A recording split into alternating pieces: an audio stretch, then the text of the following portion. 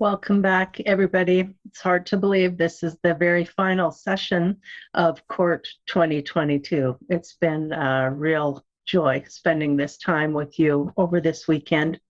Our final speaker at the Conference on Religious Trauma is my friend and mentor, Dr. Marlene Winell, who is a pioneer in the field of religious trauma.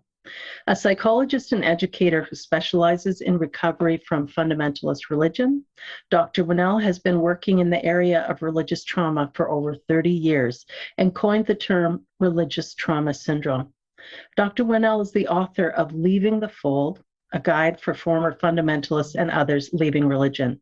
She's also the director of Journey Free, Recovery from Harmful Religion, which is an agency providing online support for individuals, groups, and professionals. And I can attest to the excellent support group that's offered through Journey Free, and that website is journeyfree.org. Dr. Winell's support group is called Release and Reclaim, and her professional training for religious recovery consulting is offered in the Helping Professionals group, which I can tell you again is an excellent, very helpful group. Marlene, thank you for joining us at CORT once again, and thank you for your tireless advocacy on behalf of those recovering from religious trauma syndrome. I'm indebted to you for the encouragement and guidance you've offered to help make the Conference on Religious Trauma a success. I want to wish you a happy birthday because it is your birthday today, and let you know that we're all looking forward to learning from you today about taming our monster. Thanks, Marlene. Thank you, Janice. I'm really glad to be here. I don't know if you're noticing anything on my body here, but I thought I'd just demonstrate what I'm going to talk about tonight, taming your monster. And yes, I just had my 70th birthday, and I'm supposed to be retiring. I keep working at that, but slow going on that. And in that spirit, I wanted to spend some time today just talking about some of the key things that I've learned about religious trauma and about treating religious trauma, because I don't know how many more times I'm going to be here, right? Maybe next year, I don't know. But there are some key things that I've learned, and I've decided not to read my talk like I did last year and just talk to you like a friend and share what I think some of the highlights are, some of the things that I hope that you can remember as you recover from the kind of religious indoctrination that you've had. Okay, and so I'll just hit on a few things. One is that when you have been indoctrinated by a fundamentalist religion, and I'm not talking about all religion, I think there are some supportive, community-based religious groups that can be supportive and helpful in your life. I'm talking about fundamentalist religion that is authoritarian, that tells you what to think and what to feel, and basically doesn't allow you to question anything and doesn't allow you to develop as a full-fledged human being. Because the idea is to conform to the group, otherwise you're going to die in this life and also in the afterlife and go to hell. It's fear-based. And so if you have been through that, if you've experienced that, you'll understand what I'm talking about today. And so one of the things that I think happens is that you develop a monster. The religion itself has some monstrous aspects to it. The idea of hell is a pretty monstrous idea, and is pretty scary, and is pretty abusive to children, and also other ideas that you were taught. The idea that you were basically bad, that you're born a sinner, and that there's something wrong with you in essence, and that needs to be fixed, and then you're supposed to spend your life feeling grateful, even though you can't live up to the expectations anyway, and there's no guarantee that you were saved in the first place. So it's really basically a mindfuck, and I don't mind saying that at age 70. This whole thing is a giant mindfuck. And so I'd like you to take away just a few ideas tonight that can help you recover. And one is to recognize this monster that is probably still sitting on you. Sometimes you can feel it in your body. You can feel a weight on your back. You can feel sore muscles. You can feel a headache. You can feel nauseous. You can feel a lot of things just in your body from the fact that you have this legacy of horrible ideas. And I'm considering ideas to be traumatic and to be abusive.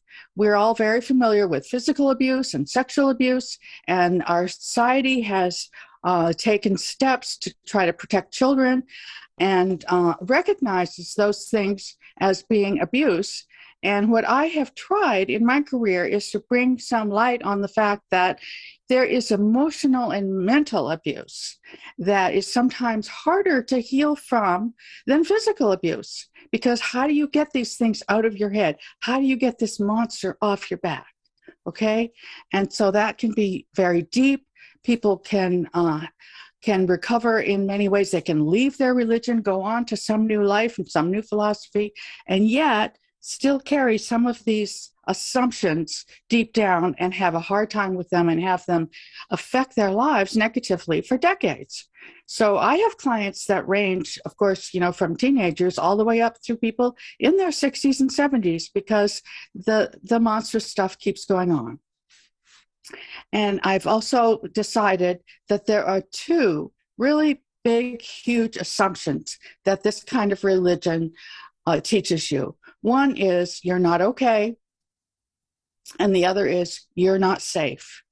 And if you think about it, that covers a lot, and it can be completely divorced from religion. It can just be the feelings that you have about not being good enough and never finding a way of being good enough because you were taught at a very young age. Most of you, I know some of you joined religion later on in your life, but a lot of you were trained as a small child, and you were convinced that you're not okay just as you are.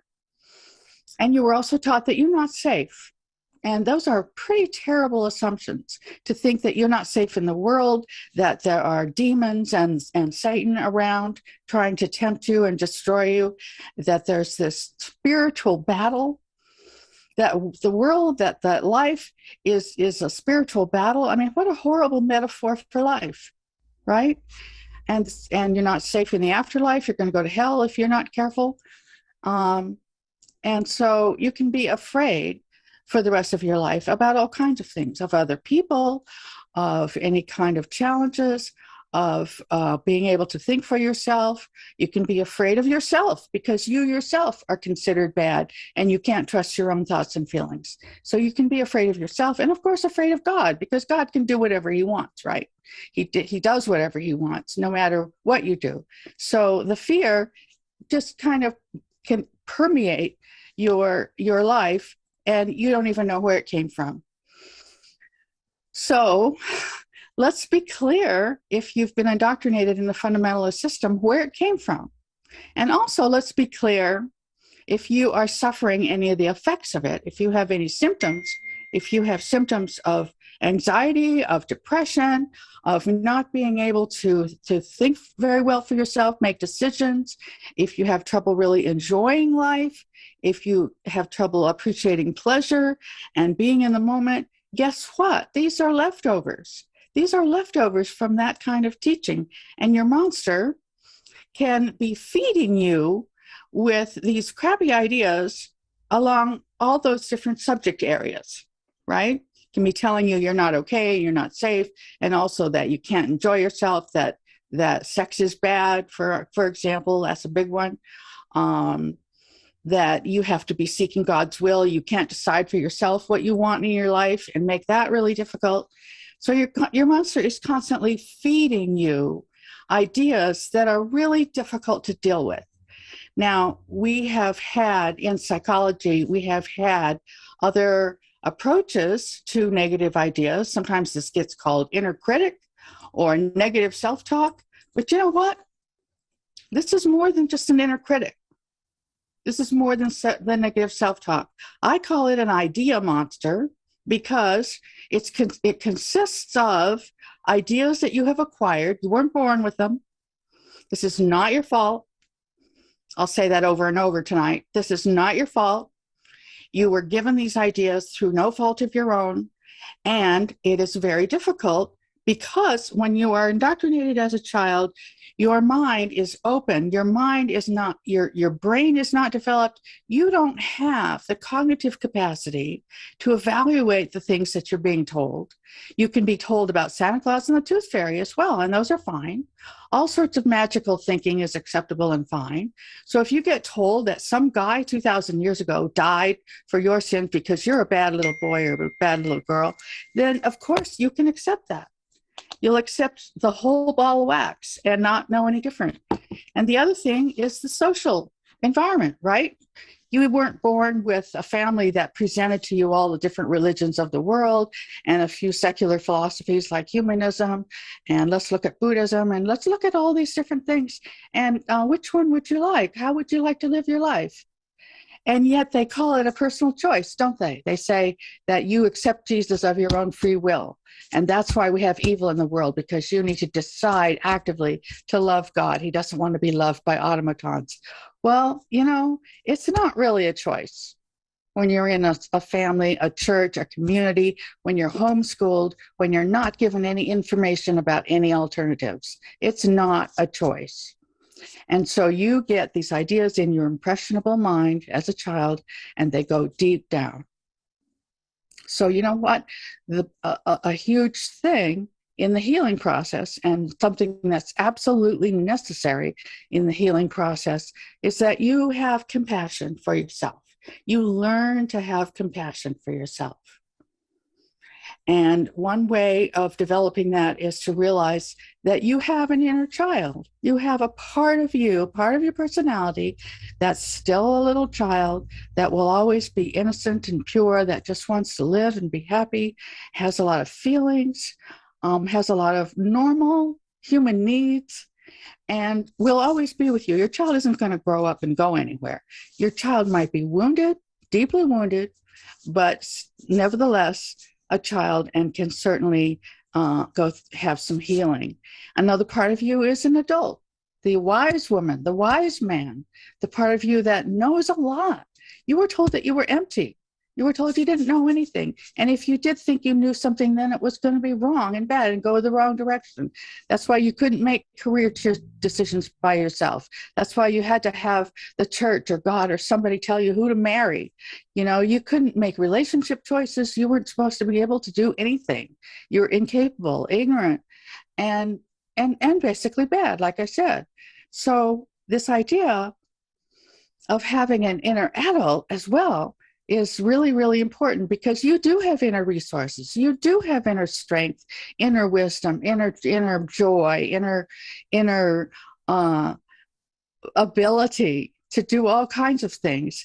And for you to start recognizing that and celebrate that and use that to take care of that precious little child is what is going to put you on the healing path. So your relationship, your primary relationship, is with yourself. All other relationships come after that. And you can't do very well with other relationships either, because if you don't love and have compassion for yourself. So we're starting there and realizing that this task of healing and growth and recovering from religion requires some skill sets. And one of them is to develop this relationship with yourself and have compassion for yourself. Another whole skill set is what to do with this. What to do with the monster. What are you going to do? Can you tame your monster? And I have found that yes, you can. In fact, this is a very direct way of relieving a lot of pain, and relieving a lot of pain rather steadily and quickly. It takes work. I won't say that you can do this overnight. It takes work, and there are steps involved, there are strategies involved, but it does happen. It does work, and people experience a lot of relief, and sometimes very quickly, when they realize that this is not a part of you. This is not an essential part of your personality. The adult and child are parts of you that you can kind of understand as parts of your personality and have a relationship with yourself that way. But the monster is acquired. The monster is a set of ideas that came from church, from parents, from pastors, from the Bible, from society, and has snowballed into what can seem like a haunting voice, into this nagging kind of voice that tells you negative things and pops up all the time without you actually feeling like you have any control. So like I said, other approaches in psychology have worked on dealing with this and calling it negative self-talk, using cognitive behavioral therapy, for example, which recognizes that our feelings are very related to our thoughts, our ideas. But what's interesting to me is in CBT, cognitive behavioral therapy, there's very little talk about where those ideas came from, you know? And yet we live in a society that is permeated with Christian ideas, that millions of people grow up with these fundamentalist ideas. So it's no wonder that people have these negative ideas about themselves or about other people or about life. And so I have raised the question, okay, let's look at where these mindfuck ideas came from in the first place and dissect that, because that can help you realize that you were not born with this and these do not make sense and it's not your fault. So what I have tried to do is incorporate some of these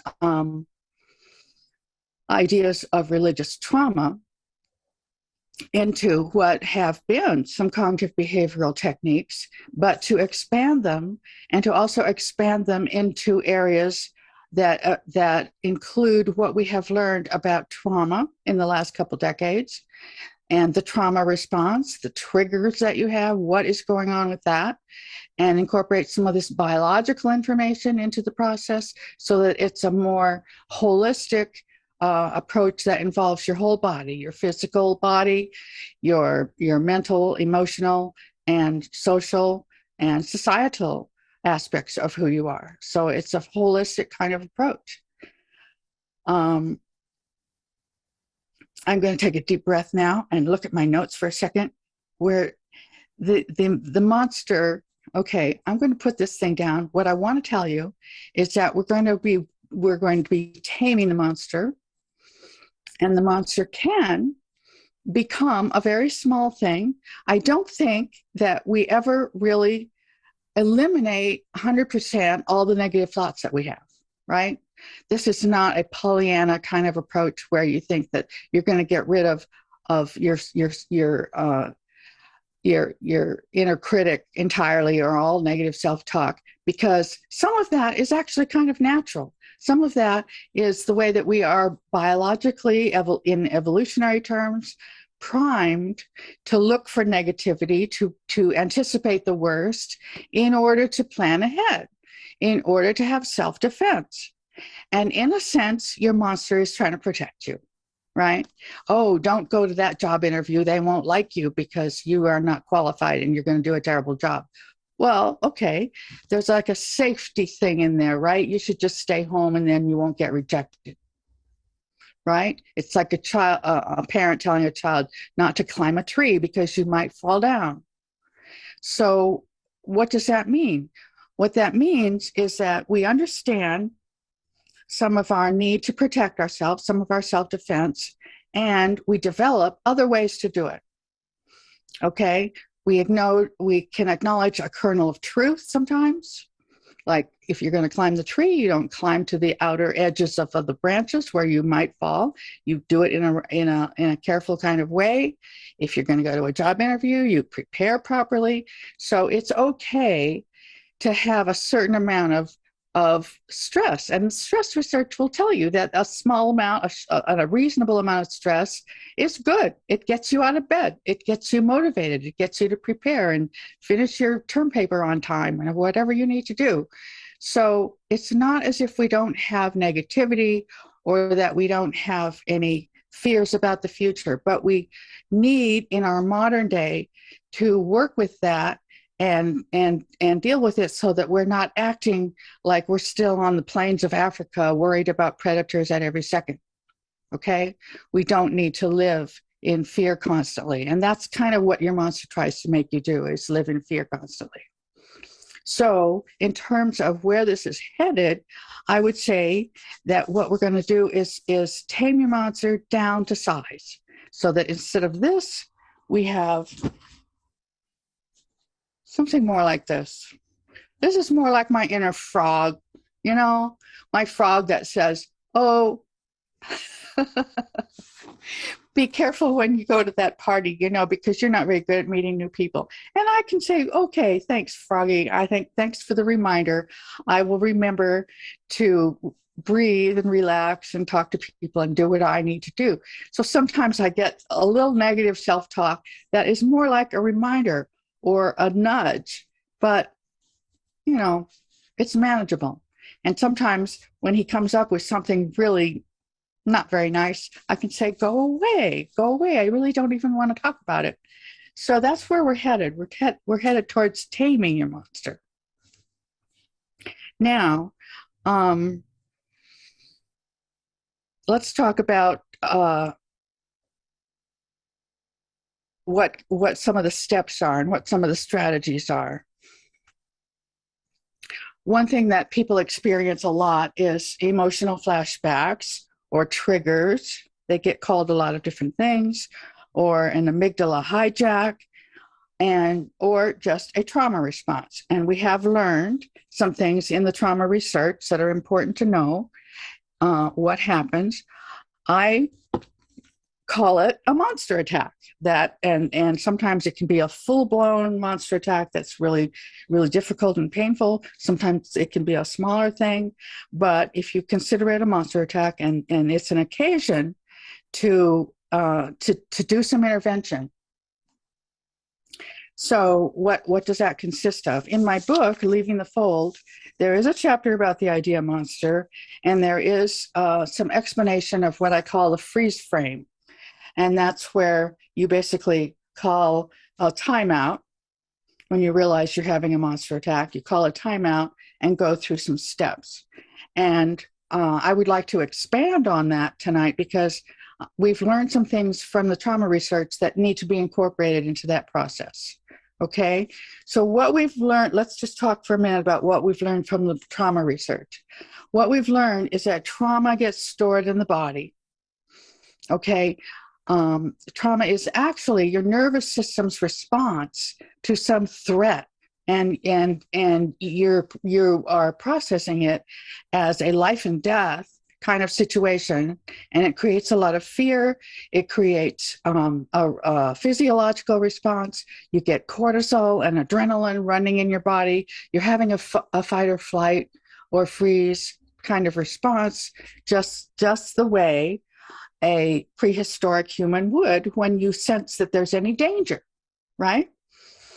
Okay, and so what happens is that you're in a situation, you're either going through something traumatic yourself, or you are observing it in somebody else, or in the case of being told about hell and having your church doing a little play to enact what it's like to be in hell. Hell houses, how do you like that? They set up for Halloween. It can also be imagined. That can be traumatic too. But the point is that your body has gone into reaction, and this kind of fear reaction in other situations would be very important, very good, because we need fear. If you're out in the middle of traffic and there's a bus coming, you don't want to be standing there thinking about it, right? Wondering what to do. You want to move. And so if your body goes into that reaction and runs out of the way, good for you. That's what you need to do. What we're talking about is the situation where there is no bus coming. What's happening if you're having a trauma response that is not related to something that's currently going on is that your memories are being stimulated. You are remembering, your brain actually, sounds kind of funny, but your brain actually gets confused about what's past and what's present. So something reminds you. I mean, I've had people get trauma responses driving past a church. Okay, Or you go to a family reunion and everybody bows for prayer. And I mean, there are lots of ways to get triggered. And what happens is that your body is going into a reaction because that self-defense is there. And you have a right to self-defense. So your body is kicking in, and your sympathetic nervous system is kicking in. You have your sympathetic nervous system and your parasympathetic. The sympathetic is the one that is gearing up for action. Your muscles are getting tensed up, and you're going to do something about it. You're going to run, or you're going to punch somebody. You're going to do something, and other things too. And anytime you're taking action, that's your parasympathetic nervous system. I mean, no, your sympathetic. Your parasympathetic is your relaxation response. That's when you need to recuperate, rejuvenate. That's when your muscles relax. That's when you digest your food.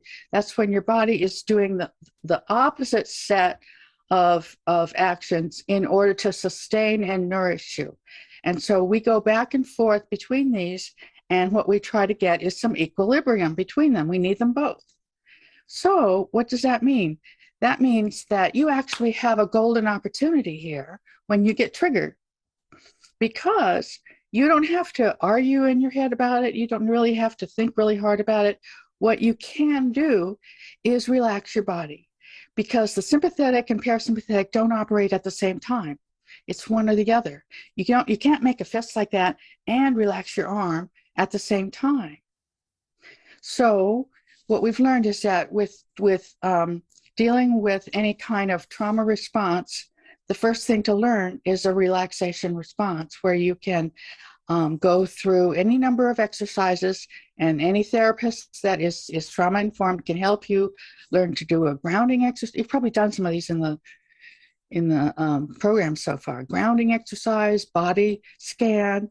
If you want to use the body scan that I put on YouTube, just go to Marlene Winell body scan, and it's right there. You can listen to it, and it'll take you through your body and relax you.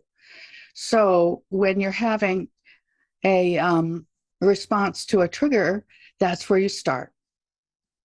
You take a time out and you go, oh boy, I think I know what's happening. And the first thing you do is breathe and relax your body.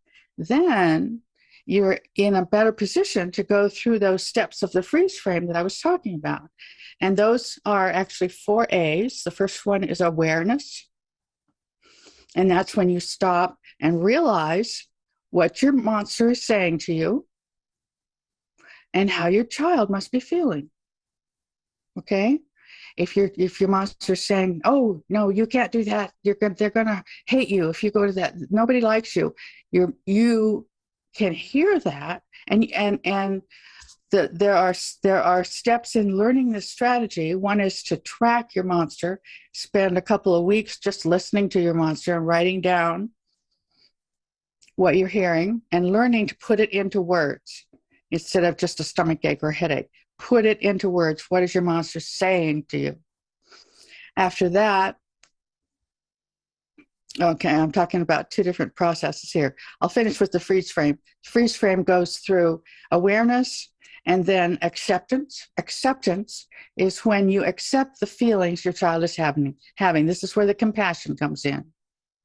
And you say to your little, I use big and little. You say to your little, okay, your monster said a really mean thing just then, and I understand how you must be really scared, and it's okay. It's going to be okay. And you imagine holding your child or whatever you have learned for self-soothing.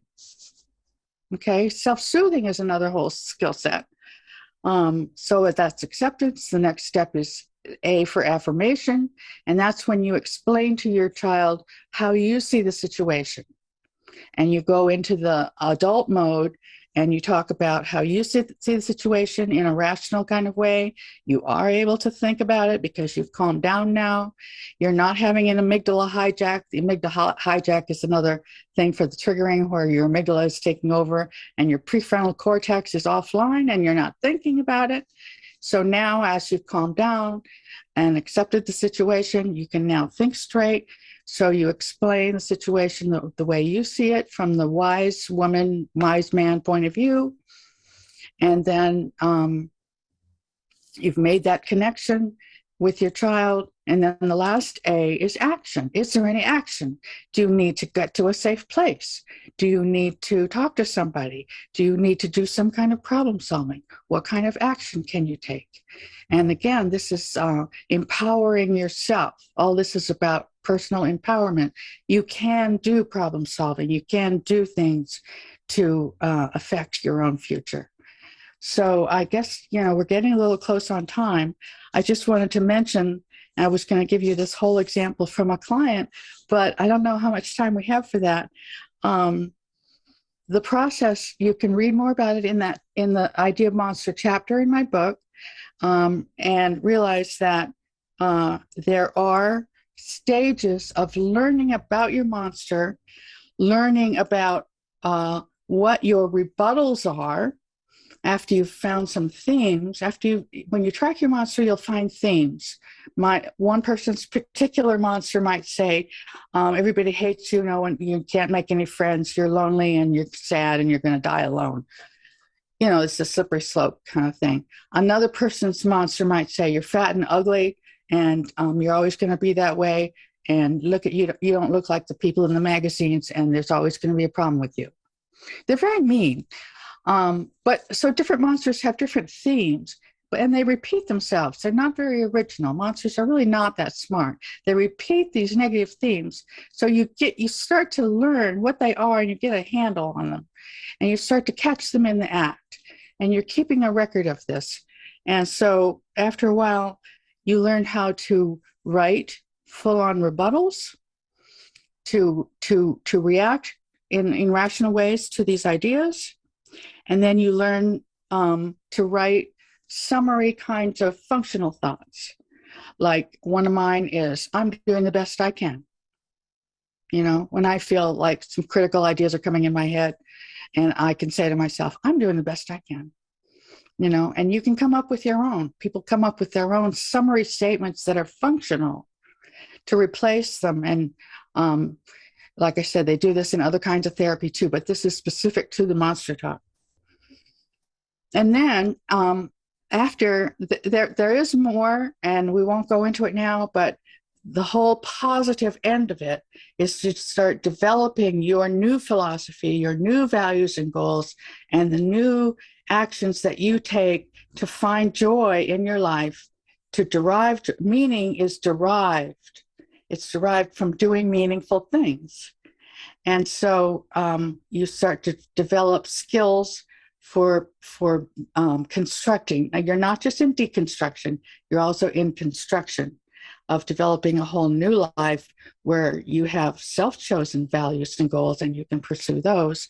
And your monster is just this very small little frog that you can deal with. And that's about what I have to say. I think we have about 10 minutes for questions. That was really great, Marlene. Thank you for that. And I just love the visuals there and how you were able to tame your monster and get it down to, like you say, a much more manageable size. We do have a comment and a question that came in. This person says, I was happy to hear you say that the idea monster is different than inner critic because the latter is a pathologized way to view it. I didn't get any freedom from thoughts and self-harm for 15 years in therapy until I could understand where these thoughts were coming from and then eventually have compassion and then redirect and reorient the negative thought to the actual present day situation. Is there any difference or overlaps between idea monster and parts work? Our parts have wisdom, even though negative is what they say. Okay, yeah, that's a good question. Like I said, your idea monster is, in a sense, trying to help you, trying to defend you, right? And so in parts work, you can have a part that's doing that. And in parts work, what you do is you talk to that part and you find out what their concerns really are, and you try to work with that part to find more healthy, functional ways of protecting you. Okay, so you're negotiating with that part. And I would say with the idea monster, we're sort of doing the same thing in the sense of taming the monster or firing the monster from this primary job of self-defense and then substituting it with the adult. You're basically needing to step into the role. Your adult needs to step into the role of self-defense, because you can take, let me just, We've got 10 minutes. We're not in a huge rush, for sure. okay. Let me just read to you. It's because it's so beautiful. I've been working with this client for several weeks now, and she has been working so hard and doing all this tracking and writing. And like I said, it's a process. If somebody wants to get in touch with me at Journey Free and do a monster taming process, I can tell you, you'll need to put in like 10 weeks at least, okay? And I guarantee that the investment will be worth it, but it takes some time. But I just want to read you an example. She identified some themes. One was to be afraid of the future. Another is to just be afraid of external and social events. And so in terms of the future theme, she wrote, I'm going to change her name here and call her Melanie. Little Melanie, I know that the idea monster has been particularly awful in the areas of warning for a bad future. I can see that it has made you distrust my wisdom, believe false and impossible evidence.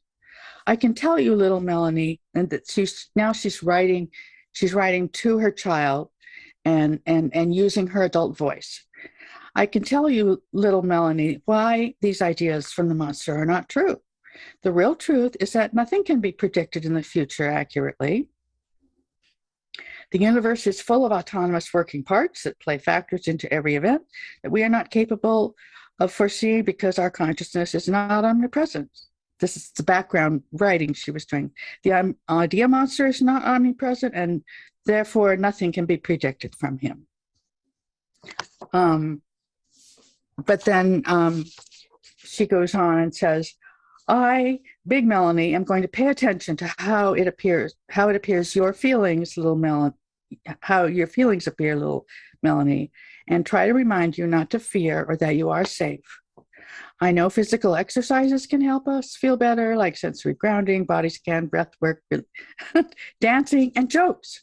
I also want you to remember that your body is resilient. It knows so deep how to function. It's not broken. It just needs to be retrained so that you can feel better and not live in fear like you have been your whole life. I see you. From deep down in first grade, I have memories of your overwhelming fear attacking you. My sweet Melanie, I am so sorry. You know, this is just from last week. And sounds like some real breakthroughs. And so she wrote these things. She analyzed each of the major themes and then did some nurturing of her little and wrote these rebuttals and then some summary statements. And summary statements can be as simple as, you're going to be okay, I'm taking care of you. I'm here for you, I see you, and I'm going to take care of you. And so putting those on cards, putting them on Post-its up on the mirror, reading and looking through the cards in the morning when she wakes up, you know, because we have these synapses in our brain, right? We have these pathways, and they get to be such habits of thought. These are actually ruts in the brain. And so if you want to make new connections, new synapses, you have to repeat the new stuff over and over again. You have to go through this over and over until it becomes natural. Mm-hmm. Like I was saying about the line I use, that I'm doing the best I can. To me, that's become natural now. I don't have to work at it. Right. If I'm not doing something perfectly, I can say that really easily. But it wasn't always the case. Mm-hmm. You know, you have to do some repetition of what the positives are. Right. And we just know that from what we know about the brain. We have another inner child question. Okay. Because we're talking about that right now. This person says, I've always struggled with inner child work because I can't stop seeing my inner child as weak and dependent and judging her for that. I can't seem to talk myself into changing that feeling. Do you have any advice? Okay, your monster is trying to tell you what your inner child is like. Okay, that's where your monster work needs to come in, because if you relax and allow yourself to be your most rational, most nurturing, most loving, like the good parent that you deserve. What do you think about an innocent child who's been brainwashed, who's been indoctrinated? What do you think about a child like that? Do you think, and don't even think about yourself for the moment, just think about a child in that situation who's been hammered with these kinds of toxic ideas over and over again. Does she have any defense? You know, is she responsible for the anxieties that she might have as a result? And think about that. And then gradually, as you think about an ordinary innocent child, see if you can transfer over to yourself. What about you? Isn't little you just as innocent and basically good? And and I have exercised them. Spend time with little children. Have a look at them. They're not evil. They make mistakes. They color on the wall, but they need help learning. So it is quite possible to reject what the idea monster is trying to tell you about your own child. Okay. Yeah. I feel like that's really important. And that because the next question from someone else is right along that line. When I look at my inner child, I still don't like her. How should I deal with that? And it sounds like you've just addressed that in the sense that that person is listening to their idea monster who's telling them about the inner child. Mm-hmm. And that's not accurate. Yeah. One of the issues here is that for a lot of people recovering from religion, their adult self is not very well developed. When I say get in the mode of thinking about your best self and your nurturing adult, that's not necessarily easy. If you've been told that you're bad and you're weak and you don't have any capability, that's not easy. Your adult self might not be very well developed, and you have to know that that's okay. That's okay. It doesn't mean that there's nothing there. It means that your inner resources need to be brought out. They're there. Like when parents, for example, want to know how to treat their kids now that they've left religion, and all the parenting they've been taught is to punish the child and use corporal, all these methods that the church tries to foist onto parents. You reject all that. Guess what? They have natural, instinctual ideas for how to be good parents. And it's such a relief. I was realizing I don't need to spank my child. There are other ways of behavior management. I want to love my child. I want to do this, this, and this. And just to remove all those instructions for how to behave and start afresh, it's very heartening to know that we have natural instincts that are just fine. They just need to be uncovered and brought out and developed. So there's hope. Another thing I want to say, and there's an exercise in the book for this, you can use imagery. If you use, if you relax and use some imagery, you can also imagine that the other way around. Imagine being the child and talking to what's like an inner advisor. It can be a person or even an animal. This client that I have has a dolphin that is like this wise entity that she can talk to, that when she's feeling little and unable to take care of her little, she will turn it around and just go ahead and be small and talk to the adult, in this case embodied by the dolphin. And you can share how you're feeling, what you're needing, and just, and this is something I think happens when we think we're praying. We're praying to our nurturing kind of Father God, and we're being cared for, and we're being little at the time. And the thing is, who are you actually talking to? When you were praying like that and you were feeling cared for and feeling better, what was actually going on there? Weren't you talking from your small self to your big self? So you can turn it around and do that. And you can do that, when you're feeling like you're not really ready or you're not in the mood to be a big nurturing self. Wow. That's great and encouraging words from you, Dr. Winell. Thank you very much. And I encourage everyone, every therapist and layperson to buy your book, Leaving the Fold, because it has been truly life-changing for so many people, really helping them sort through their own religious trauma. And of course, the journeyfree.org is your website, and they can also become members, participate in the Release and Reclaim group.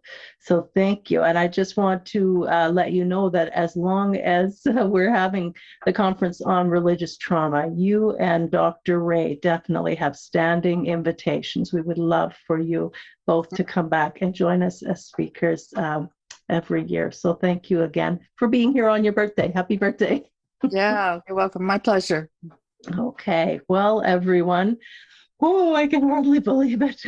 We've gone through all of our speakers. And actually, we are having another social event that's coming up just in a few minutes, the Court Cafe. I do encourage you to join us there, and I encourage our speakers also to pop in there. It's a great chance to interact with the attendees.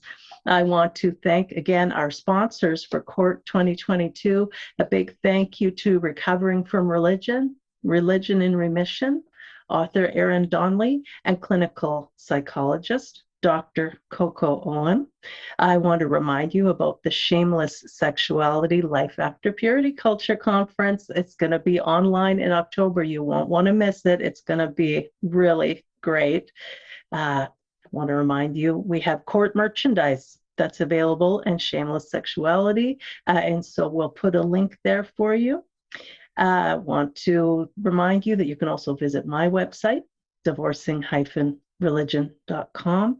And I especially want to thank Heather Sharp and Sunny Engstrom, both from Sherpa Group Events, for all their behind-the-scenes work today. I could not do this event without you ladies really supporting me and helping me out.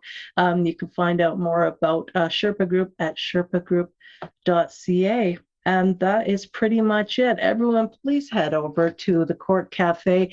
And once we've had a socializing time in there for about an hour, any speakers from our event who want to come and just have a time chatting with speakers, we'll be doing a speakers only event again in the Court Cafe. So thanks everyone for participating this year. And I'll see you in just a few minutes in the Court Cafe.